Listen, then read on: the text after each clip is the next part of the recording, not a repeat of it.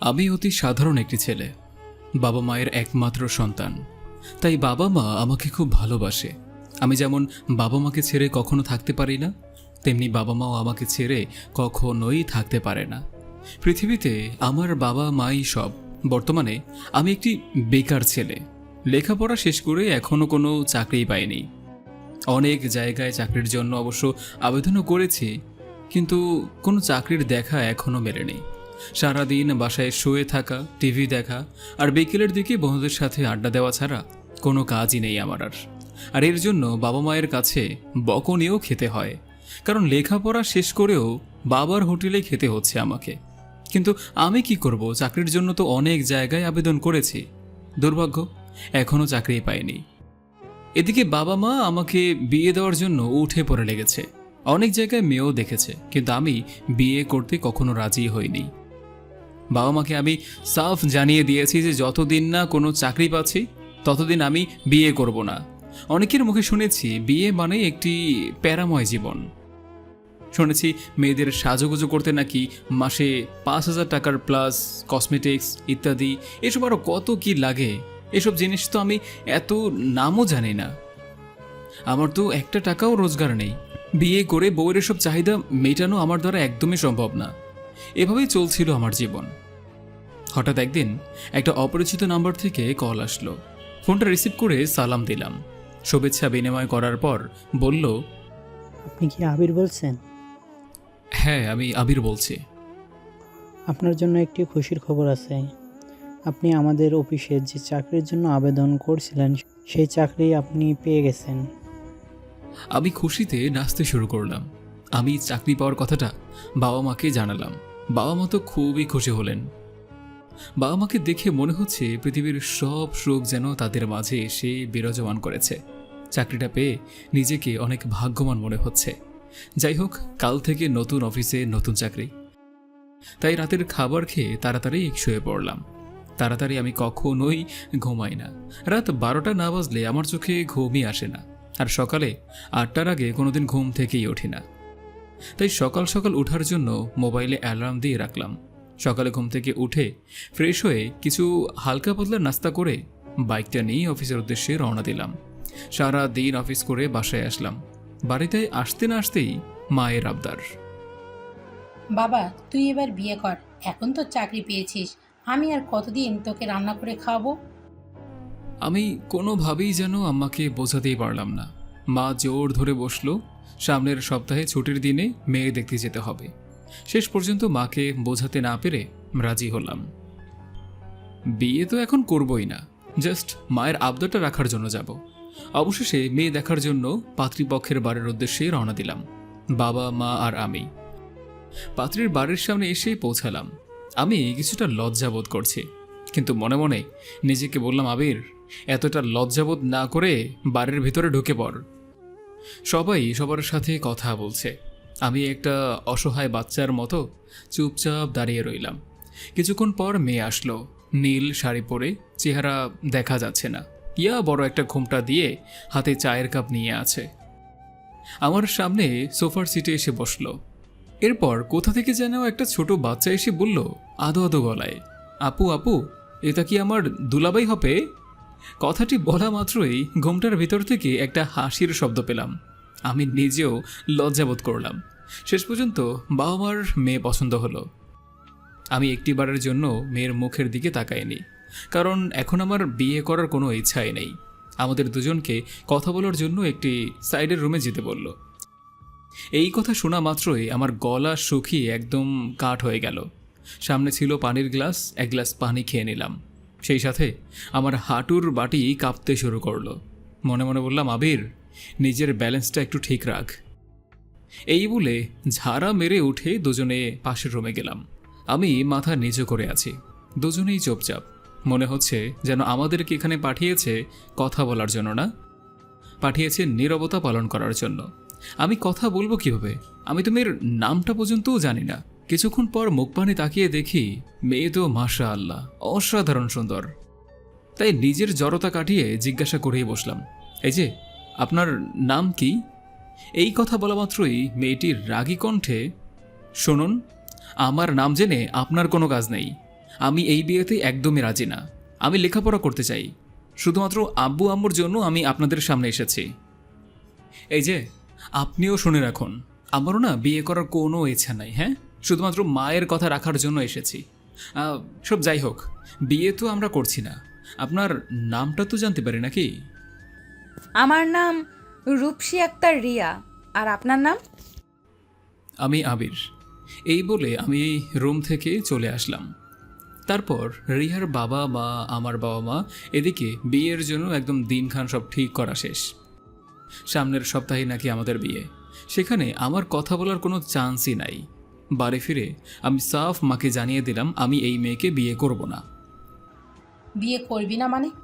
ওই মেয়ের সাথেই তোর বিয়ে দিব। এত সুন্দর একটা মেয়ে। এই বলে মা রুম থেকে চলে গেল। সেই রাতে আমার আর ঘুমই হয়নি। যেই মেয়ে একটি অপরিচিত ছেলের সাথে এমন রাগী লোক নিয়ে ঝাড়ি মেরে কথা বলতে পারে, না জানে বিয়ের পর সে আমার সাথে কেমন করবে। কিন্তু বিয়ে আটকানো আমার দ্বারা সম্ভব না, কারণ মায়ের কথার আমি কখনো অবাধ্য হইনি। অবশেষে অবুঝ শিশুর মতো আমাকে হ্যাঁ সম্মতি দিতেই হলো। এতদিন চাকরি ছিল না, ভালোই ছিল, কারণ চাকরি পাওয়া মাত্রই আমাকে বিয়ে করাতে হবে একদম। অবশেষে আমাদের বিয়েটা হয়ে গেল। এমন করে আমার বিয়ে করতে হবে কখনো কল্পনাও করিনি আমি। আজ আমাদের বিয়ের প্রথম রাত, মানে বাসর রাত। শুনেছি বিয়ের প্রথম রাতটা নাকি স্বামী স্ত্রীর বিশেষ একটি রাত, কিন্তু আমার এইসব কিছুই মনে হচ্ছে না। বাসর ঘরে ঢুকতেই নিজেকে অলসতা বোধ করছি। বন্ধুরা সবাই মিলে আমাকে জোর করে বাসর ঘরে ঢুকিয়ে দিল। রুমের ভেতরে ঢুকে দেখি লাল শাড়ির একটা বড় ঘোমটা দিয়ে বসে আছে রিয়া, মানে এখন আমার বউ আর কি। আমি ছোট করে গলাটা একটু ঝেড়ে সামনে এগিয়ে গেলাম। আমি গিয়ে খাটের ওপরে বসতে না বসতেই রিয়া উচ্চ কণ্ঠে, এখন কয়টা বাজে? একলা একটা মেয়েকে রুমের ভেতরে রেখে আপনি কোথায় ছিলেন? বউয়ের এমন আচরণ দেখে মনে মনে এই মেয়ে আমার জীবন একদম তেজপাতা করে দিবে, এটা আমি শিওর। আমি ঘরের দিকে তাকিয়ে দেখি রাত 12টা বাজে। আর আপনি না বলেছিলেন আপনি আমাকে বিয়ে করবেন না? তাহলে কেন আমাকে বিয়ে করলেন? বউয়ের এমন সাহস দেখে আমি তো অবাক হয়ে গেলাম। রিয়া আমাকে বলল, আপনি ঘরে আসতে 2 ঘন্টা দেরি করেছেন। এখন আপনি আমার রুম থেকে বেরিয়ে যান। 2 ঘন্টা পার হলে এরপর আপনি রুমে আসবেন। আর যদি আপনি রুম থেকে বের না হন তাহলে আমি কিন্তু চিৎকার করব আর সবাইকে বলবো আপনি আমার সাথে খারাপ ব্যবহার করছেন। মানুষের মুখে শুনেছি বিয়ে মানেই প্যারা। আসলেও কথাটি সত্য, যার সূচনা আমার বিয়ের প্রথম রাত থেকেই টের পাচ্ছি। আমি কোনো কথা না বলে একদম চুপচাপ রুম থেকে বেরিয়ে আসলাম। মানুষ বিয়ের প্রথম রাতে থাকে বাসর ঘরে, আর আমাকে থাকতে হচ্ছে রুমের বাইরে। সবই কপাল। আসলে মেয়েরা এমন হয় কেন?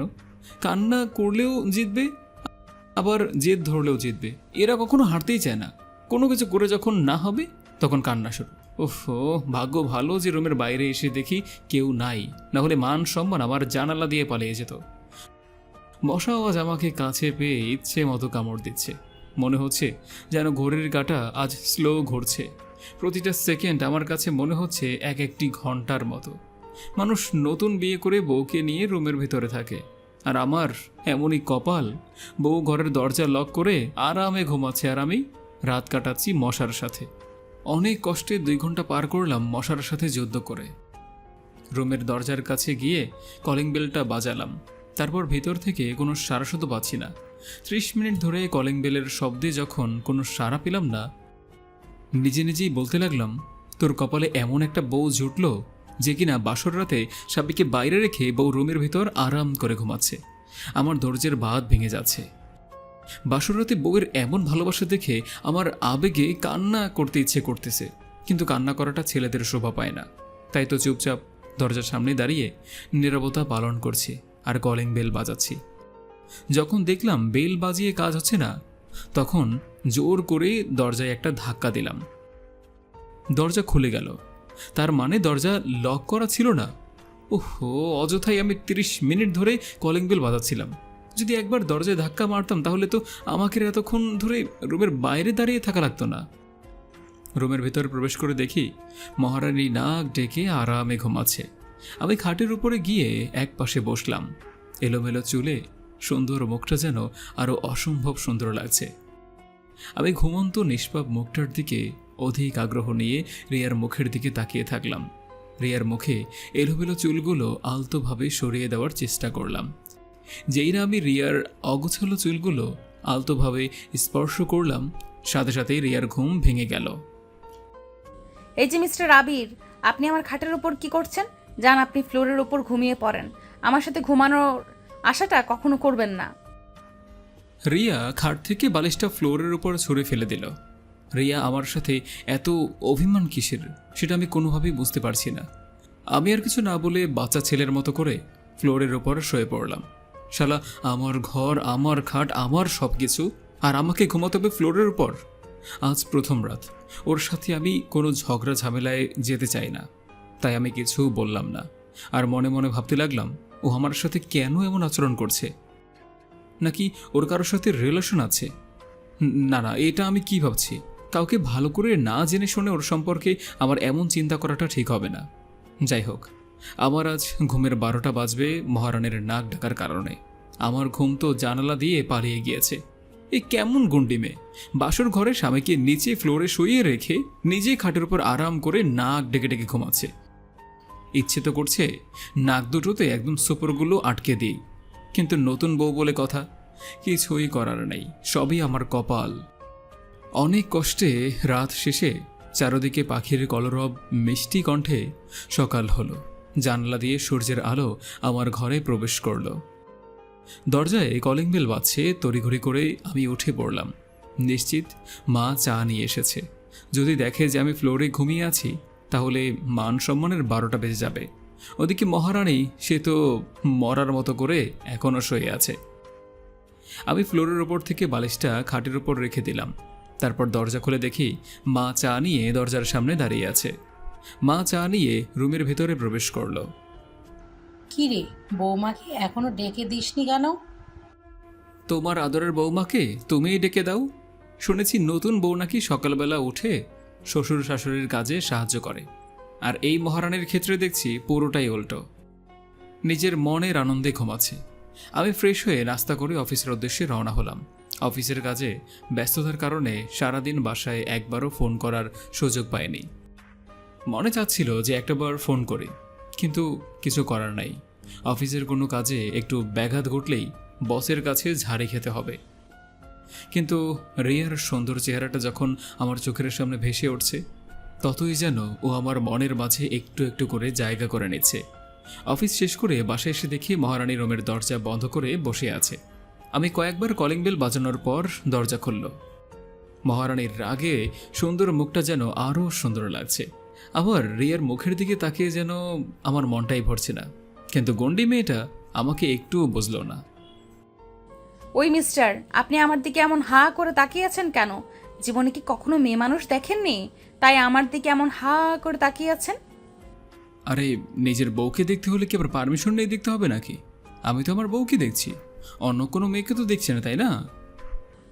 আমি আপনার বউ না, আর কখনো আমাকে বউ বলে দাবি করবেন না। রিয়ার মুখে এমন কথা শুনে নিজের রাগটাকে আর সামলাতে পারলাম না। এখন যদি ওর সামনে আমি দাঁড়িয়ে থাকি, তাহলে হয়তো রাগের কারণে কিছু একটা করে ফেলতে পারি। তাই শার্টটা খুলে ওয়াশরুমে গিয়ে ফ্রেশ হয়ে আম্মাকে খেতে দিতে বললাম। রিয়াকেও খাবার খেতে আসতে বললাম, কিন্তু ও আসতে চাইছে না। কয়েকবার বলার পরেও খাবারের টেবিলে আসতে রাজি হলো না। আমি রাগ দেখিয়ে যখন ঝাড়ি মেরে বললাম, খাবার খাবে না কেন, কী সমস্যা তোমার? এই কথা বলতে যা দেরি, আমাকেও কয়েকটা কথা শুনিয়ে খাবারের টেবিলে গিয়ে লক্ষ্মী মেয়ের মতো করে বসে পড়ল। খাবার শেষ করে রিয়া আবার আগেই উঠে পড়ল। হয়তো লজ্জা পেয়ে কারো সামনে খেতে পারছে না। আমিও কিছু বললাম না। রুমের ভিতর গিয়ে দেখি রিয়া আবার শুয়ে আছে। কি অলস মেয়ে রে বাবা, এ তো দেখি ঘুম ছাড়া কিছুই বোঝে না, আর কোনো কারণ ছাড়াই রাগ দেখানো। আমিও কেমন জানি আস্তে আস্তে রিয়াকে ভালোবেসে ফেলেছি, কিন্তু কিভাবে আমি ওকে বোঝাবো? ও তো আমার কোনো কথা বলার সুযোগই দিচ্ছে না।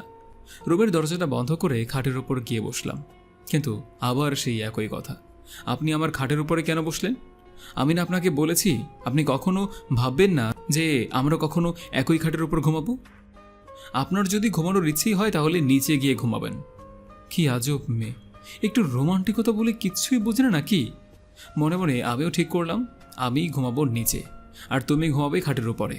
আজ তোমার ঘুমের 12টাও আমি বাজাবো। আমি গিয়ে চুপচাপ ফ্লোরের ওপর শুয়ে পড়লাম। আজ ইচ্ছে করে আমিও নাক ডাকা শুরু করলাম।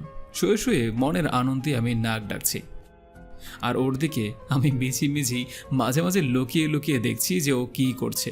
মনে হচ্ছে ও বিরক্ত বোধ করছে, কারণ 2 কানে হাত দিয়ে চুপ ধরে বসে আছে। কিছুক্ষণ পরে রিয়া চেঁচিয়ে বলল,